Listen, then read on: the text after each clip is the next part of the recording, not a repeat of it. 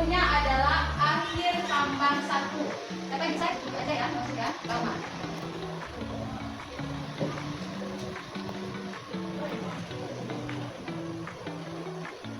Oke, lebar. Ngerti kan, Nak? Ngerti. Karena akhir dari L itu S. Nah, akhir dari K itu L. Oke, kita coba berarti kita semua ya. Berarti kita beri tepuk tangan kepada teman-teman yang bisa diikuti di semuanya bahasa Inggris. Kalau ketik aja EI product manager itu keluar bahasa Inggris. Berarti kalau berikan form atau perintah instruksi yang akurat apa yang diminta tadi. Apa yang diminta tadi?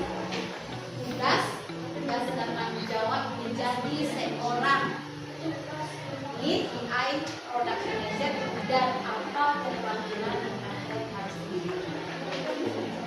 Kalau salah kamu mungkin formnya salah jawaban.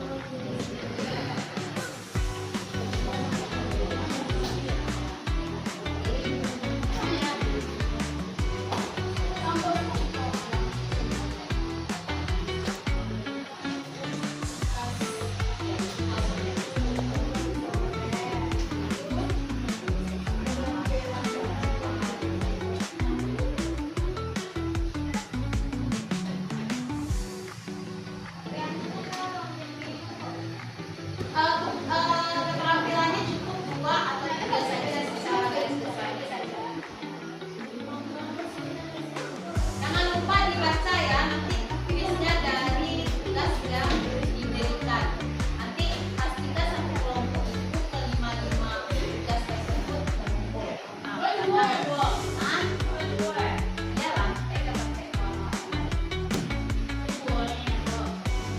Penting di laporannya ada di 5. Itu akan saya kumpulkan nanti sebagai bukti jenisnya siswa mengerjakan.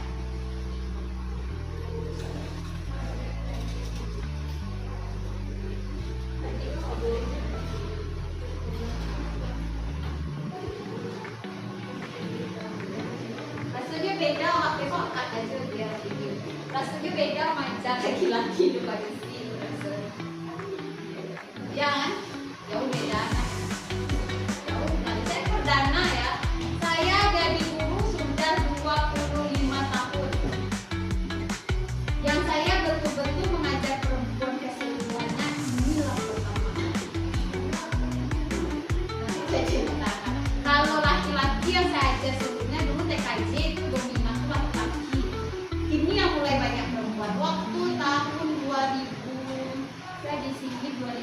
15 itu saya walas laki-laki semua. Saya paling cantik, saya kan walas cewek kan kemudian tahun 2019 baru mulai datang perempuan 2 baru 3, sekarang baru mulai agak lebih.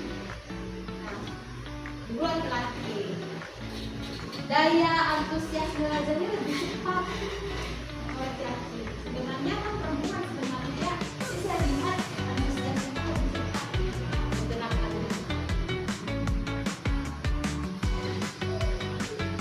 Tak sopok dong nak, bisa lihat. Tahu?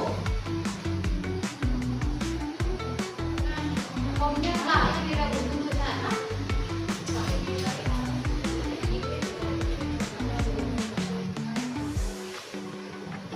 Iya.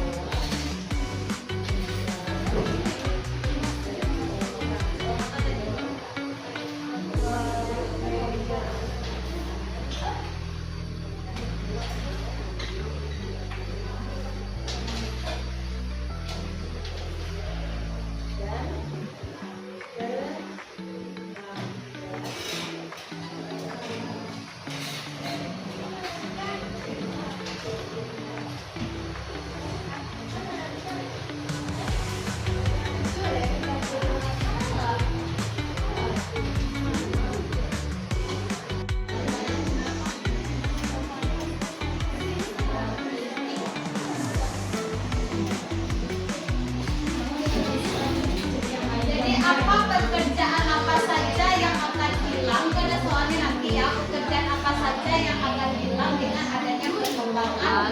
Siap dia, Sinta siap kedua. Lagi di buku alam. Lah. Dia siapa ya lihat tuh? Kasir. Iya. Satu aja sambal. Iya nah. Oke itu master. Dengarkan yang lain ya. Nanti apa yang ditulis teman itu akan ada di soal. Karena soalnya berhubungan dengan profesi di bidang AI. Ini nah.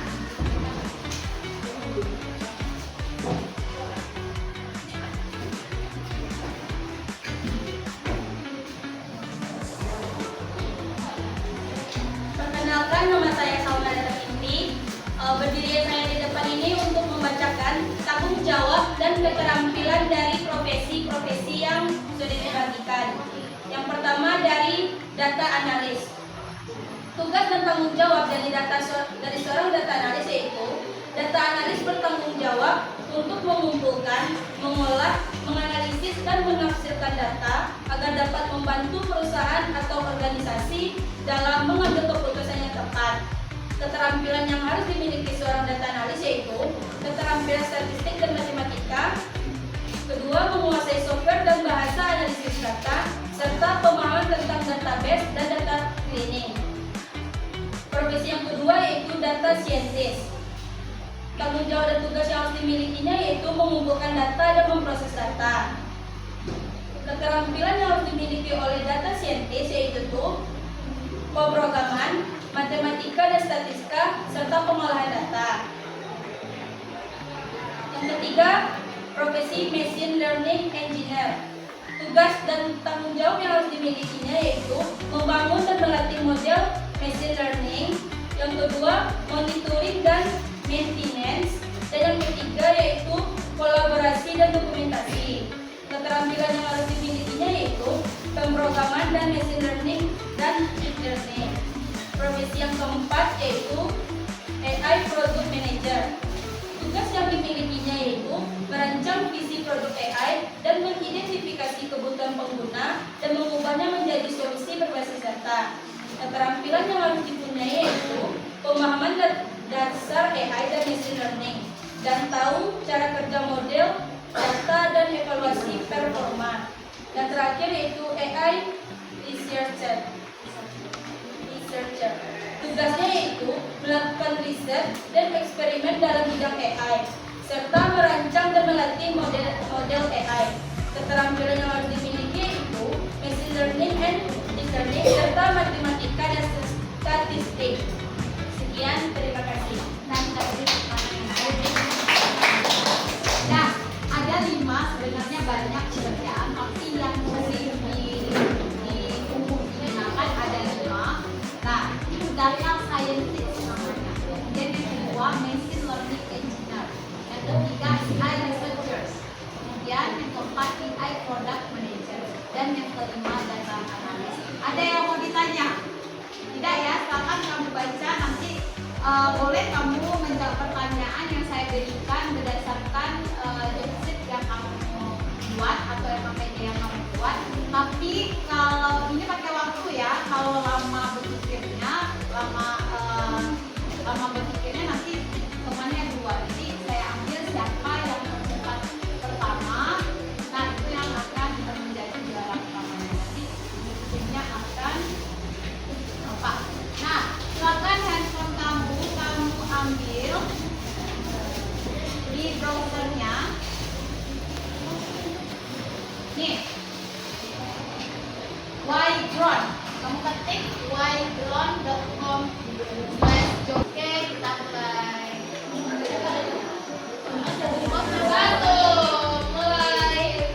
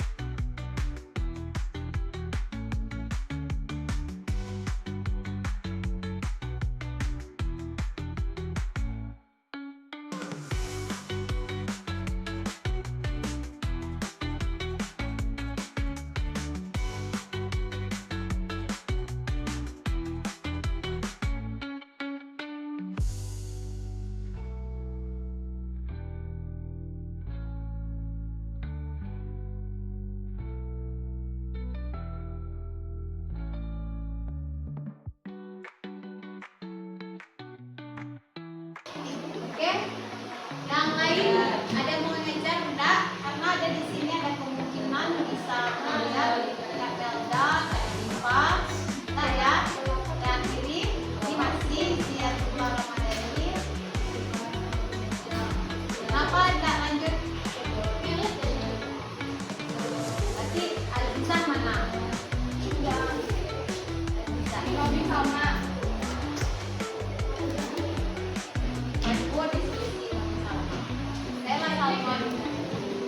Nah, saya akhiri ya.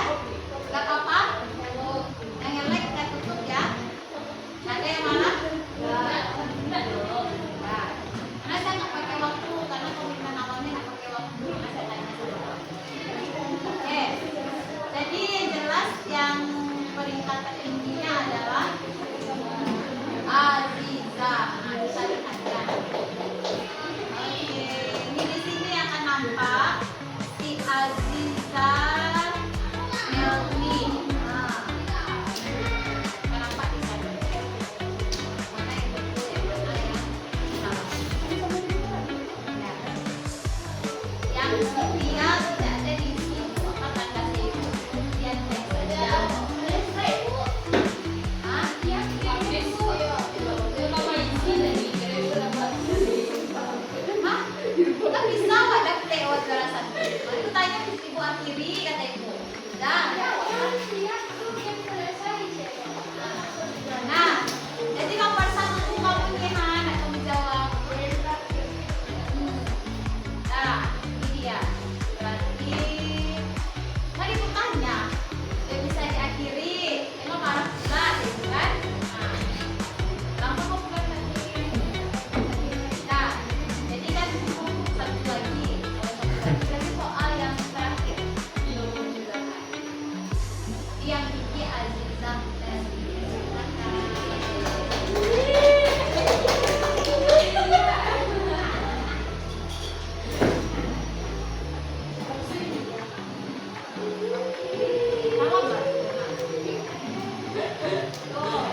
Nah, yang dua saya kasih juga. Indah mana? Maka ya Indah. Sama? Beda. Beda warnanya. Motifnya. Beda. Ini pasti SMK 8 yang cedek lah. Berarti SMK 8. Ambil baju batik SMK 8. Batik SMK 8. Nah, baik anak-anak semua, dan terima kasih atas keantusiasan belajarnya. Mudah-mudahan kedepannya lebih semangat lagi. Mungkin ibu tahu karena jadwalnya makan ya, jadwalnya istirahat. Terima kasih atas waktu dan kesempatannya. Silakan belajar terus. Silakan ekspor kemampuannya. Misalnya di bidang busana, silakan ekspor kemampuan di bidang busananya, tingkatkan skill dan soft skillnya. Yang terutama sekali itu adalah soft skillnya. Nah, ibu jelaskan, ibu sering ikut pelatihan, kemudian ikut pula beberapa perusahaan manajemen tamatan SMK, itu banyak yang gagal katanya. Jadi dia bilang, kenapa banyak yang gagal Pak? Kata ART masing-masing perusahaan saya tanya. Penyebab gagalnya adalah banyak di antara tamatan SMK itu yang kena adalah soft skillnya. Dan cara berpenampilan, cara bicara, attitude, tingkah laku. Nah, semua intinya kalau intelijensi bisa kita raih, bisa kita dapatkan, tapi kalau emotional quality-nya harus dari bagusan diri. Makanya orang nggak percaya sekarang mengapa orang sering memastikan pekerjaan melalui ordal atau ordal orang dalam, karena dia tahu. Contohnya saya punya perusahaan, kemudian saya punya saudara yang kemampuannya sama dengan orang lain. Saya ambil saudara saya atau orang lain? Saudara saya. Kenapa? Karena saya tahu attitude-nya, saya tahu soft skill-nya segala macam. Dan di saat saya marahkan dia ngerti. Nah, tapi kalau orang lain saya nggak tahu soft skill-nya bagaimana. Saya nggak tahu gimana karakternya segala macam. Maka itulah salah satu alasan kenapa perusahaan-perusahaan itu lebih cenderung mengambil orang dalam. Beda di luar negeri. Kalau di luar negeri yang kemampuan, kompetensi dan etikanya. Karena kalau di luar negeri itu sudah dibentuk dari awal pola manusianya, pola anaknya, yaitu disiplin, kemudian jujur, kemudian terutama tepat waktu. Baiklah ke Jepang, kalau ingin kepo, browsing saja. Nah, lihat di YouTube apa beda pendidikan kita dengan Jepang dan dengan Indonesia. Jangan Jepang dan kita geser lah Singapura. Apa bedanya Singapura dengan awak? Jauh bedanya. Nah, makanya saya sering bilang ke siswa, nah, kalau ibu Barajana nggak terlalu pintar dulu. Yang perlu sama ibu ada nggak keinginan belajar? Karena kalau saya isi otaknya kamu, tapi hati kamu tidak menerima, nah artinya kamu